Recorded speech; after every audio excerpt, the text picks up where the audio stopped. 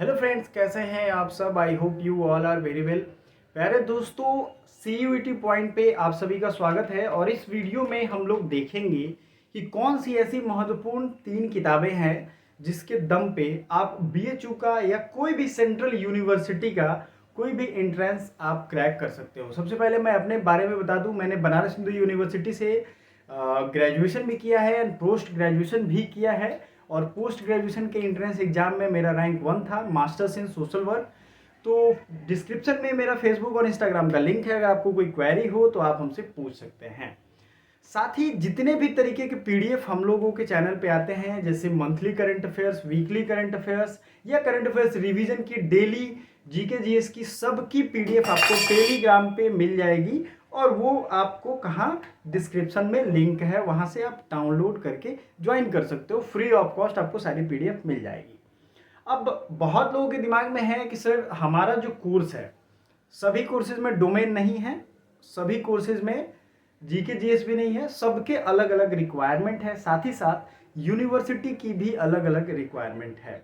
ये सब आपने लगभग देखा होगा। मैंने फॉर्म भरने से लेकर के कैसे यूनिवर्सिटी सेक्शन में जाके अपनी अपनी एलिजिबिलिटी या रिक्वायरमेंट देखनी है, ये आपको बताई थी। आई होप आपने सारी वीडियो देखी होगी, नहीं देखी होगी तो आपको धीरे धीरे मिल जाएगा वो वीडियो। सब्सक्राइब करके बेल आइकन प्रेस करना है। बेल आइकन प्रेस करने से जो हमारी क्लासेस टाइमली चल रही हैं, सुबह 7 साढ़े 7 से एंड इवनिंग में 7 साढ़े 7 से, तो ये जो क्लासेस चलती हैं ये आपको टाइमली नोटिफिकेशन मिल पाएगा। ठीक है, तो सबसे पहले बात करते हैं कि जिन बच्चों के में GK GS का सेक्शन है, GK कह लो, GS कह लो या GA भी कह सकते हैं, ये तीनों में कुछ खास डिफरेंस नहीं होता है। जैसे देखो, ये क्या होता है, ये सबसे ज्यादा होता है, ठीक है, ये मोर होता है, इसका सिलेबस इससे ज्यादा, सबसे ज्यादा होगा, इससे ज्यादा ये होगा और इससे थोड़ा कम ये होता है। जनरल अवेयरनेस का सीधा मतलब होता है वो सारी चीजें जो एक आम स्टूडेंट को जाननी चाहिए। सिंपल उसका मतलब है, मतलब इतनी ऑब्जर्वेशन आपकी होनी चाहिए जो आपको आपके इस एज में आपको पता होना चाहिए। जैसे भारत के राष्ट्रपति कौन है, कितने नंबर के राष्ट्रपति, राष्ट्रपति का चुनाव कैसे होता है, एक एग्जांपल दे रहा हूँ। तो ये जनरल अवेयरनेस है।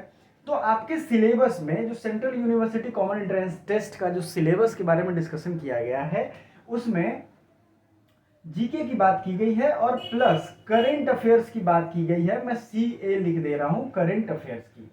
अभी करंट अफेयर्स क्या चीज है, देखो करंट अफेयर्स में जो डेली बेसिस पे कुछ कुछ इंपॉर्टेंट नेशनल एंड इंटरनेशनल घटनाएं घटती हैं, जो भी इसके रिलेटेड आपके लिए फैक्ट होते हैं, उसे हम लोग करंट अफेयर्स कहते हैं, जो कि आप मेरे चैनल पे सुबह में ज्वाइन करते होंगे। लाइव हम आपके लिए लेकर के आते हैं 7:30 में। 7 बजे समय था, जिसे हम लोग 7:30 कर दिए हैं ताकि बच्चों को और सहूलियत हो पाए, क्योंकि बहुत बच्चे हो सकता है लेट नाइट तक पढ़ते हैं, तो वो ज्वाइन कर पाएंगे। देखते हैं, यही टाइम है हमारा। CUET पॉइंट को भूलिएगा मत, क्योंकि सारी तैयारी आपको यहाँ मिल जाएगी। दूसरी चीज है, इसके साथ आपको क्या ध्यान रखना है, करंट अफेयर्स की तैयारी आपकी इससे हो जाएगी। एग्जाम से पहले हम लोग आपको सारी PDF एक साथ देंगे, परेशान नहीं होना है उसके लिए। अब बचता है GK सेक्शन में आपके लिए और दूसरे दूसरे सब्जेक्ट।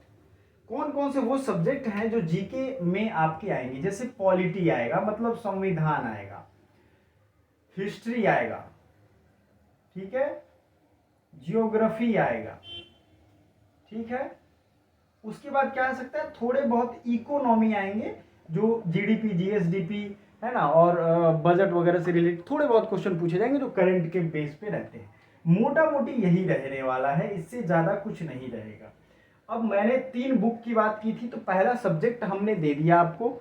इस सब्जेक्ट के लिए बुक हम लोग बता देते हैं आपको, या तो आप लूसेंट की अपडेटेड GK की किताब ले लो, और प्लस करेंट अफेयर्स हमारे चैनल पे आता है, उसकी PDF भी हम देते हैं, वो आप ज्वाइन कर लो, ठीक है। या फिर अरिहंत की आप किताब ले सकते हो, क्योंकि ये आपके एंट्रेंस एग्जाम के लिए सफिशियंट है। जिन बच्चों के डोमेन में, जैसे हिस्ट्री का डोमेन आता है, उनके लिए तो बताया गया है कि NCERT सिलेबस सफिशियंट है, उनको 12th की NCERT पढ़नी है। लेकिन एक बात आपको मैं बता दूं, 12th की NCERT उन्हीं को पढ़नी है जो डोमेन में वो सब्जेक्ट लेने वाले हैं, और किसी को नहीं पढ़नी है। तो इस टेंशन में नहीं रहना है कि सबको पढ़ना है, ठीक है। मान लो आपको आपके कॉलेज की एलिजिबिलिटी क्राइटेरिया में ज्योग्राफी है और ज्योग्राफी में है आपको ऑनर्स लेने के लिए, तो आपको पढ़ना पड़ेगा 12th की एनसीईआरटी। तो Lucent is the best. Lucent की प्लेलिस्ट है, कैसे पढ़ना है, लूसेंट में क्या क्या फीचर है, ये मैंने बताया हुआ है। प्लीज़ वो वीडियो देख लेना, एक ओवरव्यू मिल जाएगा कि बहुत कम टाइम में, चूंकि आपके पास 3-4 महीने टाइम है, इसको बेटर यूटिलाइज करके आप एग्जाम कैसे दोगे और कैसे बेटर स्कोर कर पाओगे। मेनली क्या करना है, लूसेंट में बॉक्स पे ज़्यादा फोकस करना है, ठीक है। वीडियो को लाइक करते जाना, सब लोग, कंजूसी मत करना। अब बात कर लेते हैं थोड़ा हम लोग मैथ और रीजनिंग पे। मैथ और रीजनिंग की जहाँ तक बात हो रही है, तो मैथ्स में आपको पूरा मैथ नहीं पूछा जाएगा। यहाँ जो नाम दिया गया है वो दिया गया है मैथमेटिकल कैलकुलेशन, मैथमेटिकल कैलकुलेशन, ठीक है। और ये कैलकुलेशन कैसा होता है, ये कैलकुलेशन होगा आपको 8 ग्रेड तक होगा, मतलब 8 स्टैंडर्ड में जो पूछा गया है वही आपके यहाँ एग्जाम में आएगा, आपके ऑफिशियल सिलेबस में दिया है, आप जाकर के देख सकते हो। इसके लिए आपको कुछ करना नहीं है, वो सारे मैथ्स के क्वेश्चन परसेंटेज के हो, टाइम एंड वर्क के हो, या फिर और भी किसी टॉपिक पे हो सकते हैं, जैसे कि नल एंड टंकी है ना, नंबर सिस्टम, अलजेब्रा, मेंसुरेशन के इजी फॉर्मूले बेस्ड इसमें लिखे गए हैं। तो ये सारे चैप्टर्स के लिए आप क्या कर सकते हो, अरिहंत की मैथ्स जनरल मैथ आती है, ये आप ले सकते हो, ठीक है।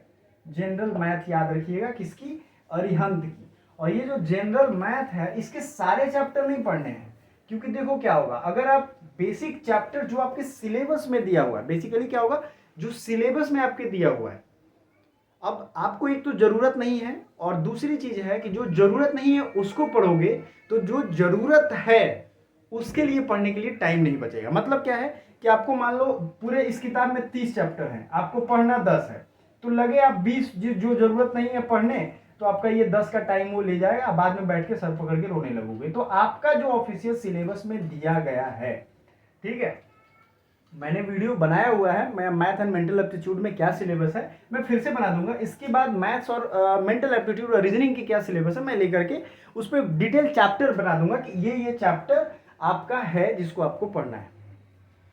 तो ये हो गया, अरिहंत की किताब आप ले सकते हो। सेम उसी के जैसा रीजनिंग की बात करें तो उसको जो टॉपिक दिया गया है उसका नाम है लॉजिकल रीजनिंग, ठीक है। लॉजिकल रीजनिंग बहुत इजी होता है, बहुत ऑन द पॉइंट पूछेगा, कोडिंग डिकोडिंग सिंबल नोटेशन। हमारी पेड कोर्सेज में ये दोनों चीज़ों की क्लास चल रही है, मात्र 499 में आप ज्वाइन कर सकते हो, मतलब 499 रुपये आप पे करके, ठीक है, 499 रुपये आप अगर आप पे करते हो तो आपको एंट्रेंस तक ये दोनों मतलब मैथ्स और रीजनिंग आपको पढ़ा दिया जाएगा पूरा, इतने अच्छे से, और टाइमली टेस्ट लिया जाएगा, पीडीएफ दिया जाएगा, आप उसमें अनम्यूट करके क्वेश्चन पूछ सकते हो। अगर डेमो लेना चाहते हो तो भी आप कमेंट करके बता सकते हो, डेमो भी हम आपको प्रोवाइड कर देंगे। लॉजिकल रीजनिंग के लिए भी आप अरिहंत की किताब ले सकते हो, ठीक है, मेरे हिसाब से ये बेस्ट है अरिहंत की किताब। दूसरी और पब्लिकेशन मैं आपके लिए नहीं कहूँगा क्योंकि भास्ट हो जाएगा, उसमें क्वेश्चन बहुत ज़्यादा रहेंगे, आप देख के परेशान हो जाओगे, तो आपके काम का जितना हो उतना पढ़ो। तो 3 किताबें हो गई, मैथ, रीजनिंग एंड जो जीके जीएस की है वो। लूसेंट की जो करंट अफेयर्स की है वो कोई किताब आपके लिए सफिशिएंट नहीं होगी, डेली देखो, डेली पढ़ो, क्योंकि 500 से ज़्यादा उसमें जीके जीएस के फैक्ट्स मैं रिवाइज कराता हूँ, तो ये आपके बहुत काम का, मतलब करंट अफेयर्स का करंट अफेयर्स उससे जुड़े हुए फैक्ट आपको ऐसा कहीं नहीं मिलेगा। तो ये इतने किताबें और इतने प्रोसेस, मतलब 3 किताबें अगर आप ये पढ़ लेते हो तो आपका काम एंट्रेंस तक का चल जाएगा, बेस्ट रैंक के साथ आप निकलोगे, और ऐसा बच्चों ने किया भी है। तो इसी के साथ बहुत सारी शुभकामनाएं, कमेंट करके जरूर बताइए कि आपको अगली वीडियो कब चाहिए। Thank you so much.